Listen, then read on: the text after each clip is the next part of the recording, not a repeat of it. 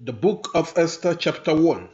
Now, in the days of Ahasuerus, who reigned from India even to Ethiopia over 127 provinces, in those days, when the king Ahasuerus sat on the throne of his kingdom, which was in Susa, the palace, in the third year of his reign, he made a feast for all his princes and his servants, the army of Persia and Media, the nobles and princes of the province, being before him. He displayed the riches of his glorious kingdom and the honor of his excellent majesty many days, even 180 days. When these days were fulfilled, the king made a 7-day feast for all the people who were present in Susa the palace, both great and small, in the court of the garden of the king's palace.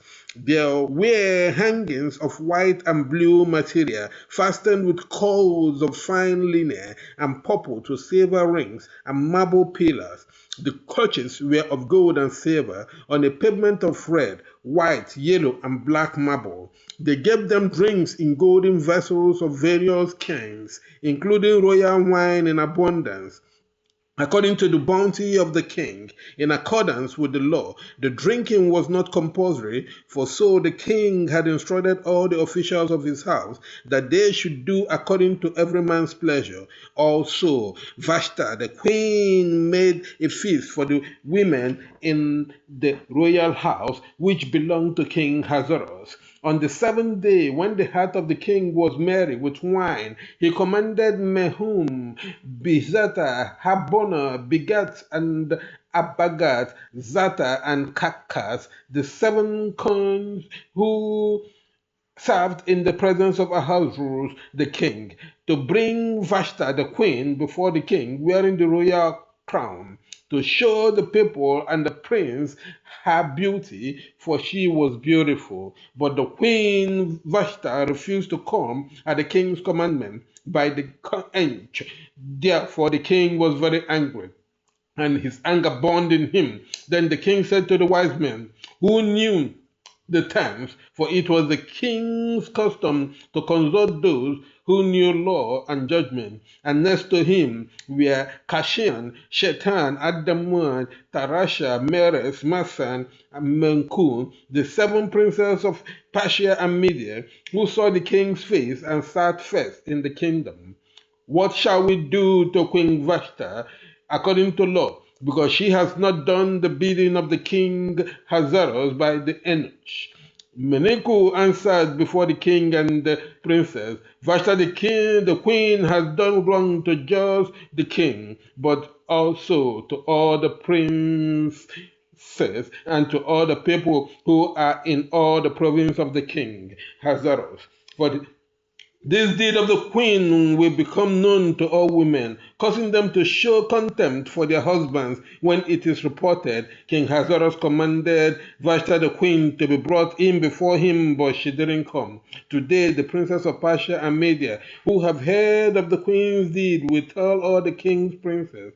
This will cause much contempt and wrath. If it pleases the king, let a royal commandment go from him, and let it be written among the laws of the Persians and the Medes, so that it cannot be altered, that Vashta may never again come before the king Ahasuerus, and let the king give her royal estate to another who is better than she. When the king's decree, which he shall make a publish throughout all his kingdom, for it is great, all the wives will give their husbands honor, both great and small. This advice pleased the king and the prince, and the king did according to the word of Memucan.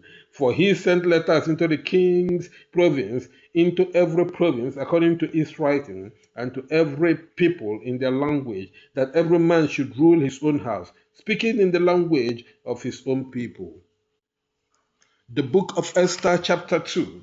After these things, when the wrath of King Ahasuerus was pacified, he remembered Vashta and what she had done, and was decreed against her Then the king's servant who served him said, "Let beautiful young virgins be sought for the king. Let the king appoint officers in all the province of his kingdom, that they may gather together all the beautiful young virgins to the citadel of Susa, to the women's house, to the custody of Hagar, the king's eunuch, keeper of the women. Let cosmetics be given them, and let the maiden who pleases the king be queen instead of Vashta." The thing pleased the king, and he did so. There was a certain Jew in the citadel of Susa, whose name was Mordecai, the son of Jah, the son of Shehemer, the son of Kishi, a Benjamite, who had been carried away from Jerusalem with the captive, who had been carried away with Jeconiah, king of Judah, whom Nebuchadnezzar, the king of Babylon, had carried away. He brought up Hadassah, that is Esther, his uncle's daughter, for she had neither father nor mother. The maiden was fair and beautiful, and when her father and mother were dead, Mordecai took her for his own daughter. So when the king's commandment and his decree was heard, and when many maidens were gathered together to the citadel of Susa, to the custody of Hagar, Esther was taken into the king's house.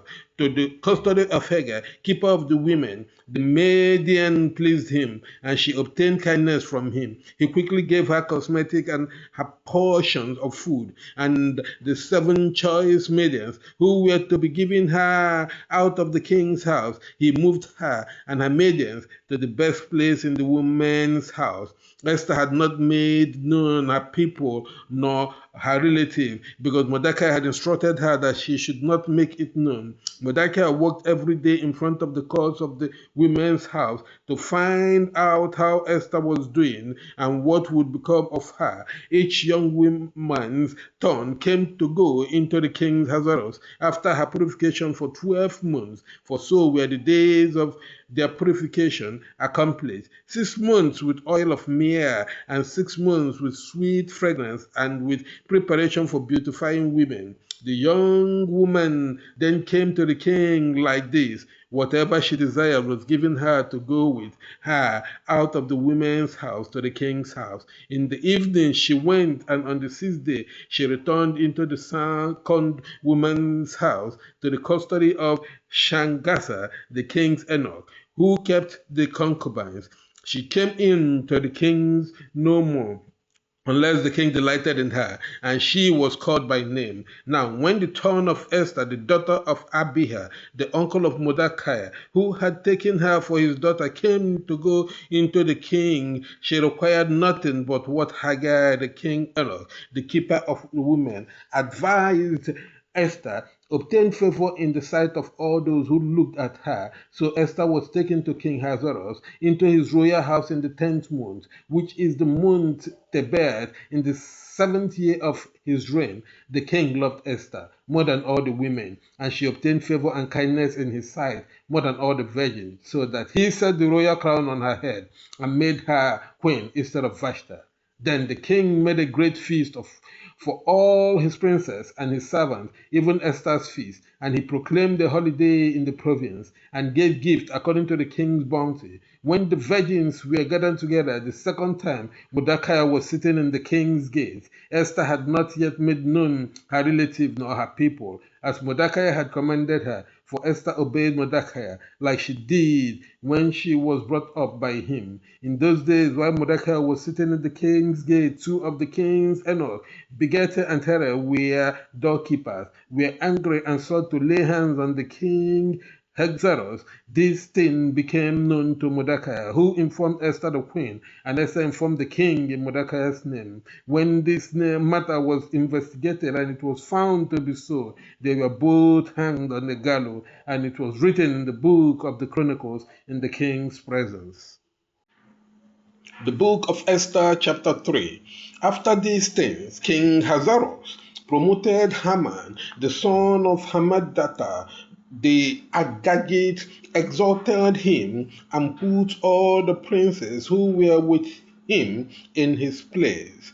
All the king's servants who were at the king's gate, knelt down and addressed Haman, for the king had given an order concerning him. But Mordecai did not kneel down and address him. Then the king's servants who were at the king's gate said to Mordecai, "Why do you transgress the king's order?" Although they spoke to him every day, he did not listen to them. So they informed Haman to see how Mordecai's affairs would unfold, for he had told them that he was a Hebrew. When Haman heard that Mordecai had not knelt before him and paid him homage, Haman was filled with wrath. He thought it was too little to lay hands on Mordecai alone, and because they had presented Mordecai's people to him, Haman sought to destroy all the Jews who were in the whole kingdom of Ahasuerus and Mordecai's people. In the first month, that's the month of Nisan, of the 12th year of King Ahasuerus, they cast sack a lot before Haman from day to day and from month to month until the 12th month. That's the month of Adar. Then Haman said to King Ahasuerus, "There is a scattered people among the peoples in all the provinces of your kingdom. Their laws are different from those of all the peoples, and they do not observe the king's law. Therefore it is not to the king's advantage to suffer them. If it pleases the king, let it be written that they shall be destroyed. And I will pay 10,000 talents of silver at the hand of those who have charge of this business to bring them into the king's coffers." Then the king took the ring out of his hand and gave it to Haman, the son of Hammedatha, the Agagite, the adversaries of Jews. The king said to Haman, "Let torpedo be yours, and let the people do with it what you like." Then the king's scribes were summoned on the 13th day of the first month, and it was written according to what Haman had commanded, to the king's officers and to the captains who were outside every province, and to the chiefs of every people, and to every people according to what was written, and to every people according to their language, in the name of King Ahasuerus was written and sealed with the king's ring. The letters were sent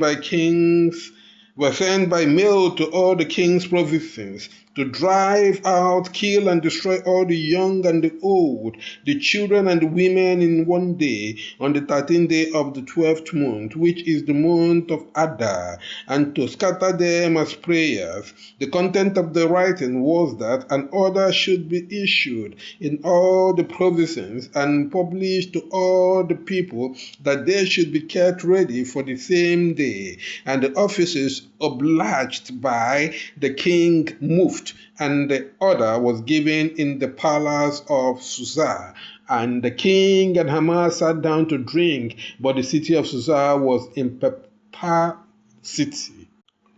The book of Esther, chapter 4. When Mordecai became aware of all that had been done, he tore his clothes, clothed himself in sackcloth and ashes, went out into the midst of the city, and cried with a great cry and a bitter cry. He then came before the gate of the kings, but he could not enter inside the gate of the kings, being clothed in sackcloth. In all the provinces and in all the places where the king's charge and his commission came, there was a great sorrow among the young men, fasting, weeping, and mourning, and many were lying in sackcloth and ashes. Then Esther, Medes, and her Anas came to tell of it, and the queen was much troubled, and she sent to dress Mordecai and to take off his sackcloth, but he did not receive her. Then she called Esther Hatak, one of the king's eunuchs, whom he had appointed to serve her, and gave him an order to Mordecai to know what it was and why.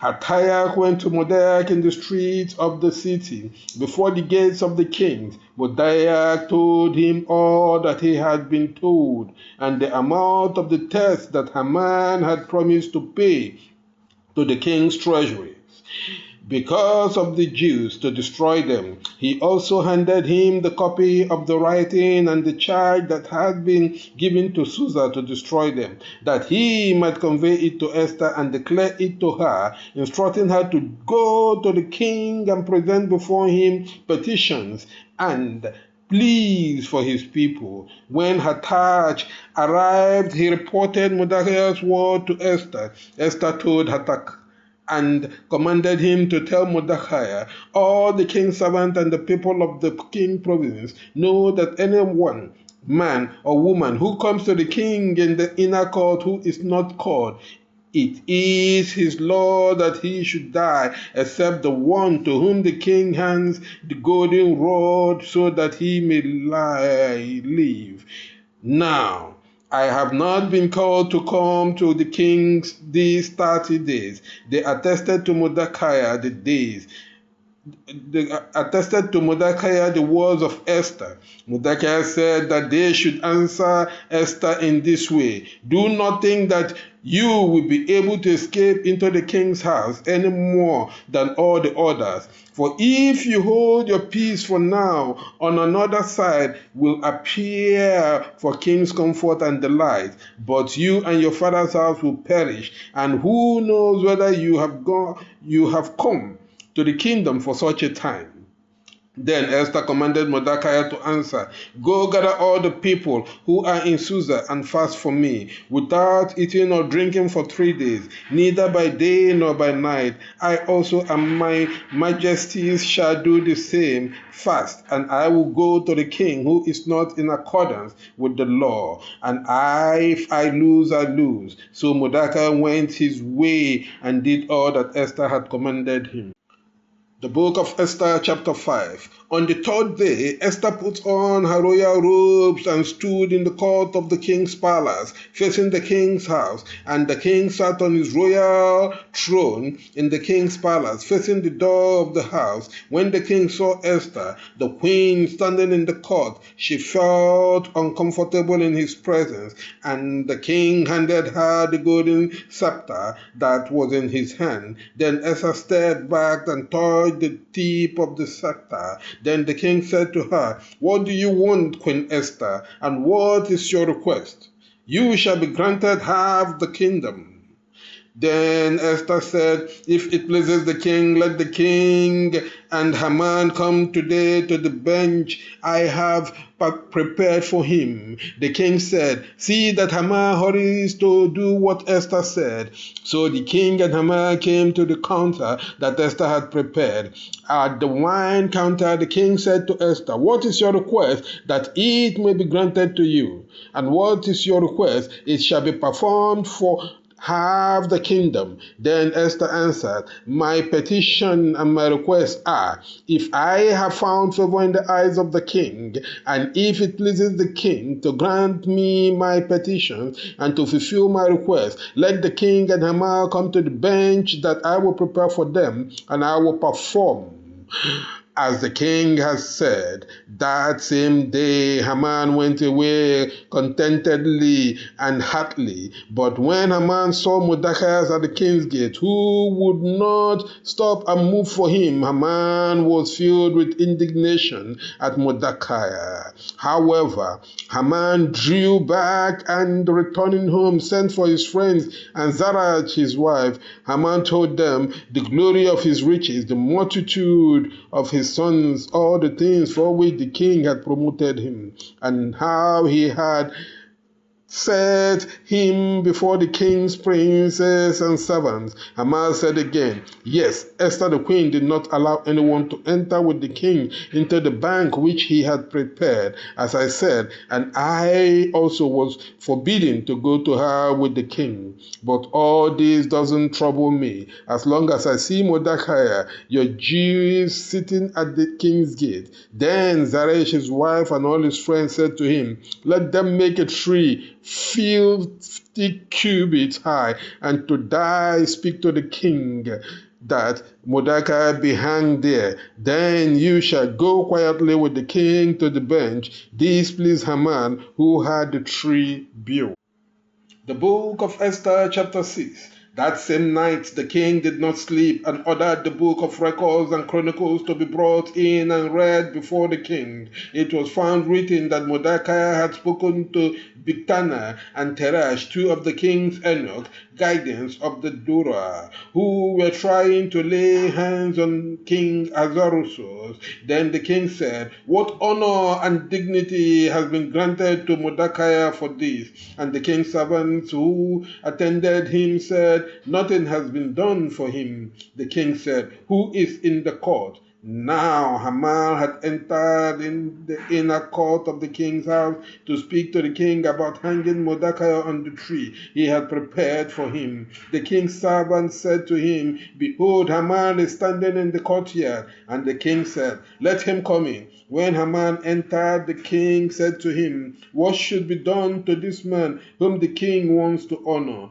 Then Haman thought in his heart, "To whom would the king do more honor than to me?" Haman answered the king, "The man the king wants to honor. Let the royal robes that the king wants to wear and the horse that the king rides be brought for him, and let the royal crown be placed on his head, and let the robe and the horse be delivered by the hand of one of the king's noblest princes, and let them dress the man whom the king wants to honor, and let him ride on the horse through the streets of the city, proclaiming before him, 'Thus shall it be done to the man whom the king will want to honor.'"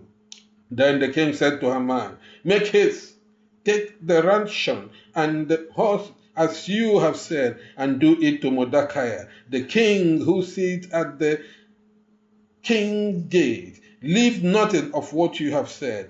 Then Haman took the ratio and the horse, stripped Mordecai bare, and laid him back on his horse along the street of the city, proclaiming before him, "Thus shall it be done to the man whom the king wills to honor." Mordecai came again to the king's gate, but Haman went home in murmuring and with his head covered. Haman told Zeresh his wife and all his friends all that happened to him. Then his wise men and Zeresh his wife said to him, "If Mordecai is of the line of Jews before whom you have begun to fall, you will not stand against him, but you will surely fall before him." While they were still talking with him, the king's eunuch arrived and hurried to lead Haman to the bench that Esther had prepared. The book of Esther, chapter 7.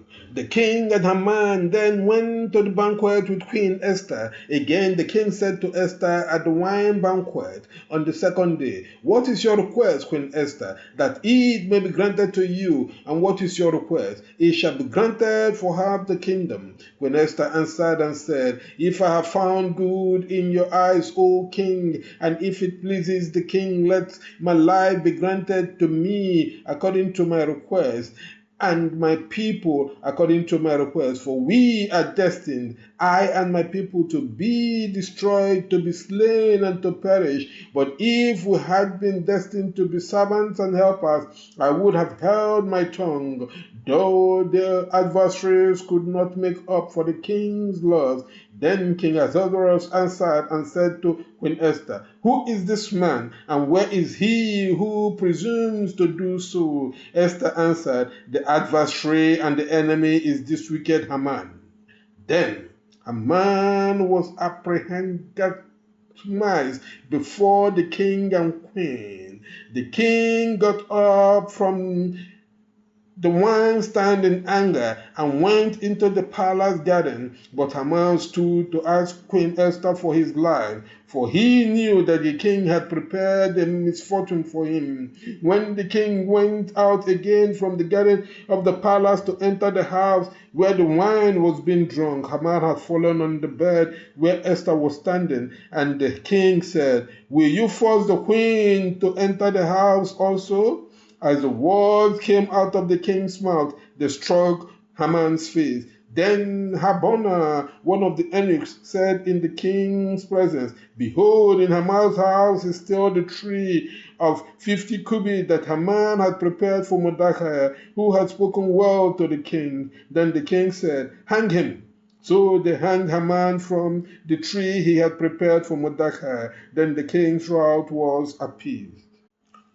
The book of Esther, chapter 8. On the same day, King Ahasuerus delivered to Queen Esther the house of Haman, the adversaries of the Jews, and Mordecai stood before the king, for Esther told him what he was. And the king took off the ring that he had taken from Haman and gave it to Mordecai, and Esther put Mordecai out of the house of Haman. Esther spoke again before the king, fell at his feet, weeping, and begged him to put an end to the wickedness of Haman the Agagite and his deed, which he had imagined against the Jews. The king stretched out his golden scepter toward Esther. Then Esther stood up and stood before the king and said, If it pleases the king, and if I have found it agreeable to the king, and if I have found it agreeable to him, let it be written that the letters of the deed of Haman the son of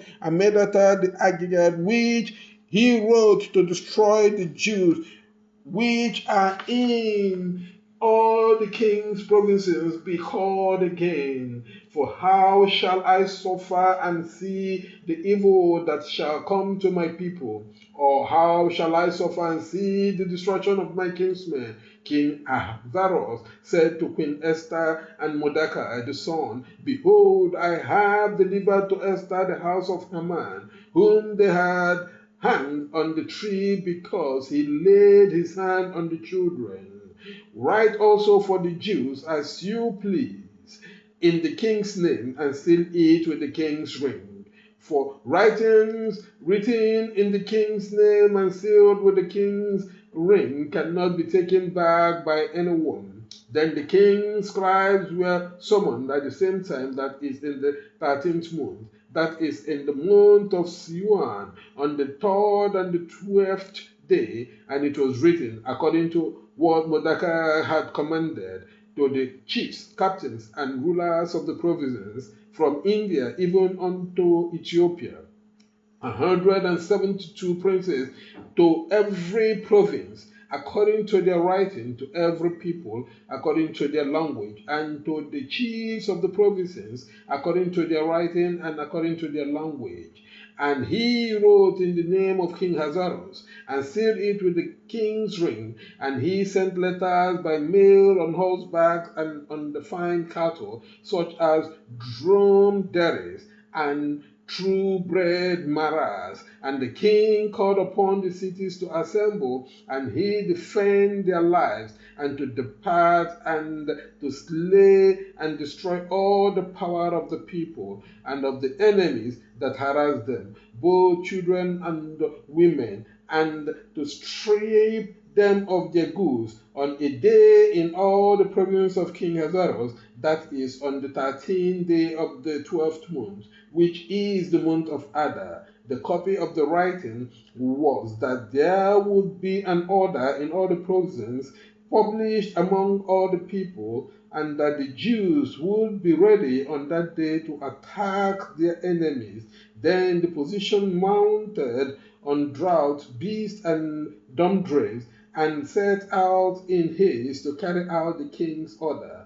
The decree was issued in the palace at Susa, and Mordecai went out to the king in royal apparel of white, with a great crown of gold, and with a robe of fine linen and purple. And the city of Susa rejoiced and was glad. And in the Jews there were light, joy, gladness, and honor, also in all the provinces, in all the cities, and in all the palace places where the king's order and his decree came. There was joy and gladness of the young men, and a feast and a good day. And many of the inhabitants of the land became young men, because the fear of the young men came upon them. The book of Esther, chapter 9. So in the 12th month, which is the month of Adar, on the 13th day of the same month, when the king's order and his decree were about to be carried out, on the day when the enemies of the Jews hoped to have power over them, but it turned out otherwise, because the Jews had dominion over those who hated them. The Jews gathered in their cities in all the provinces of King Ahasuerus to lay hands on those who sought to do them harm, and no one could stand against them, for fear of them came upon all the people. All the chiefs of the provinces, and the princes, the captains, and the king officers exhorted the Badgers, because the fear of Mordecai had affected them. For Mordecai was great in the king's house, and the news of him passed through all the provinces. For this man Mordecai grew greater and greater. So the Israelites smote all their enemies with sword, stroke, slaughter, and destruction, and did what they would to those who hated them. In Shinshan, the palace killed the Jews and destroyed 500 men. Parasadat, Defan, and Asaphat, Porofta, Adallah, and Andata, Paramashia, Arasia, Aradai, and Valizad, the 10 sons of Haman, the son of Amadat. The adversaries of the Jews killed them, but they did not put their hands on the spies. On the same day, the names of those who had been killed came to the palace of Susa before the king. The king said to Queen Esther, "The Jews have killed in the palace of Shushan and destroyed 500 men and the 10 sons of Haman. That what have they done in the rest of the king's provinces? And what is your request, that it may be granted to you? Or what is thy request, that it may be executed?" Then Esther said, "If it pleases the king, let it also be granted to give a morsel to the Jews that are in Shushan, that they may do according to this decree of the day, to hang on the tree the 10 sons of Haman." The king instructed to do so. The decree was issued in Susa, and the 10 sons of Haman were hanged. Then the Jews who were in Susa assembled on the 14th day of the month of Adar and killed 300 men in Susa, but they did not lay their hands on the Kunch. And the rest of the kings who were in the king's provinces gathered themselves together and defended their rights and rested from their enemies, and slew those who hated them in 75,000, but they laid not their hand on the spies. This they did on the 13th day of the month of Adar, and they rested on the 14th day, and considered it a day of feasting and rejoicing. But the Israelites who were in Susa assembled on the 13th day and the 14th day, rested on the 15th day, and kept it as a day of feasting and rejoicing. Therefore the citizens of the villages who lived in the walled cities spent the 14th day of the month of Adar with feast and banquet, a day full of joy, and each one sent gifts to his neighbor. Mordecai wrote these words and sent letters to all the inhabitants of all the provinces of King Ahasuerus, both here and far, and joining them to observe the 14th day of the month of Adar and the 15th day of the same month every year, according to the days on which the Israelites rested from their enemies, and the month that was turned for them from sorrow into joy, and from mourning into a day of rejoicing, to keep them as days of feasting and rejoicing, and to send gift to each one of his harbor, and give to the poor. The Jews promised to do as they had begun, and as Mordecai had written to them.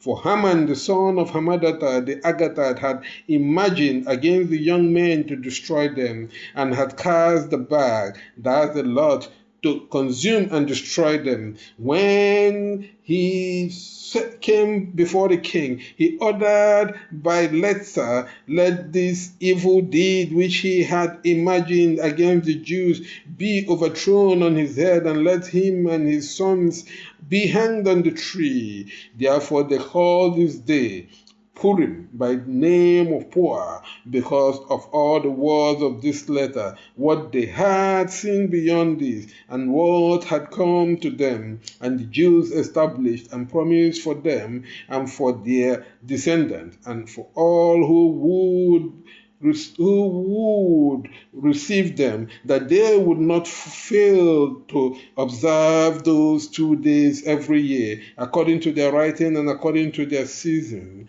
and that these days should be remembered and kept in all generations, in all families, in all provinces, and in all cities, so that these days of Purim would not fail among the young people, and that their memory would not disappear from the descendants. Queen Esther, daughter of Abihail, and Mordecai the Jew wrote with all the authorities to confirm this Purim letter for the second time, and they sent letters to all the leaders of the kingdom of Ahasuerus with words of peace and truth to confirm these days of Purim according to their season, as Mordecai and Esther the queen had decreed, and as they had promised for themselves and their descendants by fasting and prayer. The decree of Esther confirmed these words of Purim and was written in the book. The book of Esther, chapter 10. King Ahasuerus paid tribute on the land and islands of the sea, and not all the acts of his power and strength, and the declaration of Mordecai's dignity when the king magnified him, written in the book of the Chronicles of the kings of Media and Persia. For the king Mordecai was the second of King Ahasuerus, great among kings and well accepted among the multitude of his brethren, who procured the riches of his people and spoke peaceably to all his descendants.